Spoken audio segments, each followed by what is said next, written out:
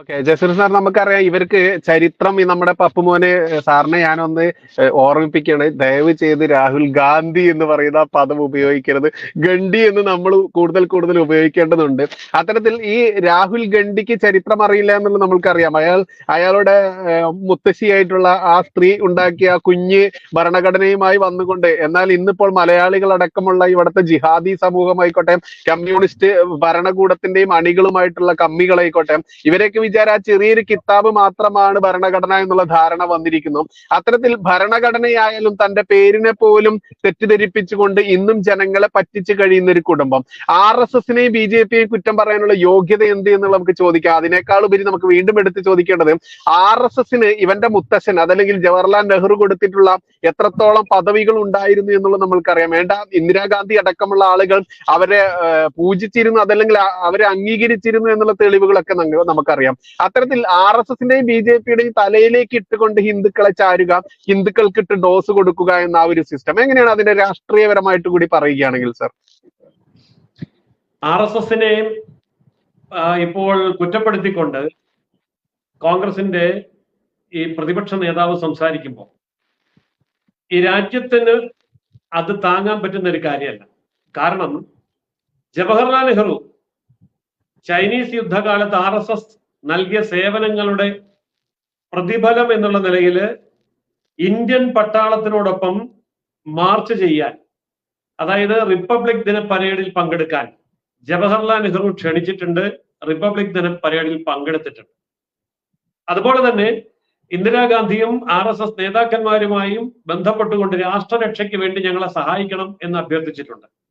ഈ തരത്തിൽ രാജ്യം അപകടത്തിലാകുന്ന അവസ്ഥയിലൊക്കെ RSSന്റെ പിന്തുണ അഭ്യർത്ഥിക്കുകയും ആ പിന്തുണയോടുകൂടി വൈദേശിക ശക്തികൾക്കെതിരെ രാഷ്ട്രം ശക്തമായി പ്രതികരിക്കുകയും ചെയ്ത അനുഭവങ്ങൾ നെഹ്റുവിനുണ്ട്, ഇന്ദിരയ്ക്കുണ്ട്.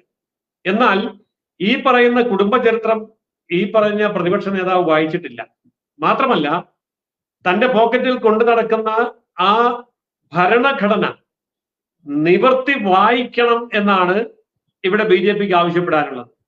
എന്താണ് ഭരണഘടന എന്നൊന്ന് വായിച്ചു നോക്കിയാൽ ഇയാൾ അന്തം വിട്ടുപോകും. കാരണം ഇയാളുടെ കയ്യിലിരിക്കുന്ന ആ കൊച്ചു പുസ്തകം ഉണ്ടല്ലോ, അത് 42ാം ഭരണഘടനാ ഭേദഗതിയുടെ ഭാഗമായി ഈ ഇന്ദിരാഗാന്ധി അന്നുണ്ടാക്കിയ ഒരു ഭരണഘടനയുടെ പ്രതീകമാണ്. ആ ഭരണഘടന വെച്ചിട്ടാണ് ഇന്ദിരാഗാന്ധി അടിയന്തരാവസ്ഥയിൽ ഭരിച്ചത്. ആ ഭരണഘടനയാണ്, ആ ചെറിയ ഭരണഘടനയാണ് ഇന്ന് ഉയർത്തി കാണിക്കുന്നത്. എന്ന് പറഞ്ഞാൽ ഞങ്ങൾ ലക്ഷ്യം വെക്കുന്നത് ഈ തരത്തിലുള്ള ഭരണഘടനയെ അടിസ്ഥാനമാക്കിയിട്ടുള്ള ഭരണമാണ്. ഇന്ദിരാഗാന്ധി അത് കാണിച്ചു തന്നിട്ടുണ്ട്, ഞാൻ അതിലേക്കാണ് നടന്നെടുക്കുന്നത് എന്നുള്ള പ്രഖ്യാപനമാണ് ഈ പറഞ്ഞ പ്രതിപക്ഷ നേതാവ് കാണിക്കുന്നത്. അതുകൊണ്ട് പ്രതിപക്ഷ നേതാവ് ഭരണഘടന പഠിക്കണം, പ്രതിപക്ഷ നേതാവ് കുടുംബചരിത്രം പഠിക്കണം, പ്രതിപക്ഷ നേതാവ് നെഹ്റു എന്താണ് ചെയ്തത്, ഇന്ദിര എന്താണ് ചെയ്തത് എന്നുള്ളത് പഠിക്കണം. ഈ രാജ്യത്തിന്റെ ചരിത്രം പഠിക്കാൻ നിർബന്ധിതനാവുന്ന ഒരു അന്തരീക്ഷത്തിലാണ് അയാൾ ഇപ്പൊ എത്തി നിൽക്കുന്നത്. അല്ല എങ്കിൽ രാജ്യം അയാളെ അത് പഠിപ്പിക്കും. ഏതായാലും ഈ ഹിന്ദുത്വത്തിനെയും ഹിന്ദു ധർമ്മത്തെയും അവഹേളിക്കാൻ പരിശുദ്ധമായ പാർലമെന്റിനെയും പ്രതിപക്ഷ നേതൃ പദവിയെയും ഉപയോഗപ്പെടുത്തിയ ആളിന് ഇനി ആ സ്ഥാനത്ത് തുടരാൻ വേണ്ടി അതിലും ഏറെ വലിയ പോരാട്ടങ്ങൾ നടത്തേണ്ടി വരും. കാരണം കയറിയിരിക്കുന്ന സിംഹാസനം ചെറുതല്ല. പ്രതിപക്ഷത്ത് ആണ് എങ്കിൽ പോലും ഭരണപക്ഷത്തുള്ള മഹാരഥന്മാരും ഒട്ടും ചെറുതല്ല. അവരുടെയൊക്കെ മുമ്പിൽ നിൽക്കാൻ പോലും കഴിവില്ലാതെ നാളെ സംഭവിക്കാൻ പോകുന്നത് ഞാൻ പ്രതീക്ഷിക്കുന്നത് ഇതാണ്: പ്രധാനമന്ത്രിയുടെ മറുപടി പ്രസംഗത്തെ നേരിടാൻ കഴിയില്ലാതെ ഈ പറഞ്ഞവർ വാലും ചുരുട്ടി പാർലമെന്റിൽ നിന്ന് ഇറങ്ങി ഓടും. എന്നിട്ട് ഇംഗ്ലീഷിൽ പറയും ഞങ്ങൾ ബാക്ക് ഔട്ട് നടത്തിയതാണ് എന്ന്. അതായത് ഇന്ന് എന്താണോ പ്രതിപക്ഷ നേതാവ് വിളമ്പിയത് അതിനൊക്കെ അക്കമിട്ട് കൃത്യമായി മറുപടി പറഞ്ഞുകൊണ്ടുള്ള പ്രധാനമന്ത്രിയുടെ മറുപടി പ്രസംഗത്തിനെ കേൾക്കാനുള്ള ത്രാണിയില്ലാതെ 32 സഖ്യകക്ഷികളും കൂടെ പാർലമെന്റിന്റെ പടിയിറങ്ങി ഓടുന്ന ഓട്ടമായിരിക്കും നാളെ നമുക്ക് കാണാൻ പോകുന്ന കാഴ്ച. അത്രയൊക്കെ കരുത്തേ കോൺഗ്രസിനുള്ളൂ. അത് പാർലമെന്റിന്റെ പടിയിറക്കമായിരിക്കില്ല, രാജ്യത്തിന്റെ ജനാധിപത്യത്തിൽ നിന്നുള്ള കോൺഗ്രസിന്റെയും കോൺഗ്രസ് മുന്നണിയുടെയും പടിയിറക്കമായിരിക്കും. വരാൻ പോകുന്ന തെരഞ്ഞെടുപ്പുകളൊക്കെ അത് തെളിയിക്കുകയും ചെയ്യും എന്ന് മാത്രമാണ് എനിക്ക് സൂചിപ്പിക്കാനുള്ളത്.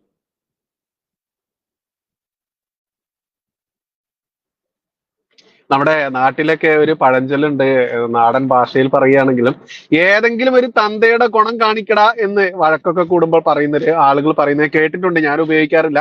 അത് തന്നെ ഇവിടെയും ഉപയോഗിക്കാനുള്ളൂ എന്ന് മാത്രമേ പറയാനുള്ളൂ. എന്തായാലും ഇറ്റലിയിൽ ബാർ നർത്തകിയാണോ ഇനി ബാറിൽ ഒഴിപ്പുകാരിയാണോ, എങ്ങനെയാണ് ഭാരതത്തിലേക്ക് എത്തിയതെന്ന് ചരിത്രം കുറച്ചൊക്കെ അറിയുന്ന ആളുകൾക്ക് അറിയാൻ പറ്റും. എങ്ങനെയാണ് അവരുടെ ഭർത്താവിന്റെ അതല്ലെങ്കിൽ ഈ പഹയന്റെ അച്ഛന്റെ മരണം എന്ന് പോലും പരിശോധിച്ചാൽ അതൊക്കെ കൃത്യമായിട്ടും ആ ഒരു ഗൂഢ ഉദ്ദേശം അതിൽ ഒളിഞ്ഞിരിപ്പുണ്ട് എന്നുള്ളതാണ് യാഥാർത്ഥ്യം. അതുകൊണ്ട് തന്നെ ഏതെങ്കിലും ഒരു തന്തയുടെ ഗുണം കാണിച്ചുകൊണ്ടായിരിക്കണം ഭാരതം എന്ന് പറയുന്ന ഈ ഒരു മഹാരാജ്യത്തിന്റെ, ഈ ഒരു ജനാധിപത്യത്തിന്റെ ശ്രീകോവിലിൽ പെരുമാറേണ്ടത് എന്ന് ആ വിദ്വാനെ ഓർമ്മിപ്പിക്കാൻ ഒരു അവസരം ഉപയോഗിക്കുകയാണ്. അതുകൊണ്ട് തന്നെ അതിനോട് പേര് ഇവിടെ പറയുന്നില്ല.